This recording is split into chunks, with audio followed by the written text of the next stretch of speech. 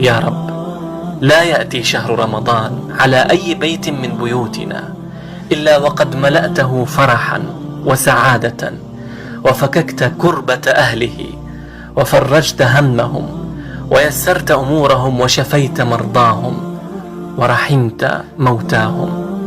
كان النبي صلى الله عليه وسلم إذا استهل هلال شهر رمضان أقبل على الناس بوجهه وقال: اللهم أهله علينا بالأمن والإيمان والسلامة والإسلام والعون على الصلاة والصيام وتلاوة القرآن. اللهم سلمنا لرمضان وسلمه لنا وتسلمه منا حتى يخرج رمضان وقد غفرت لنا ورحمتنا وعفوت عنا.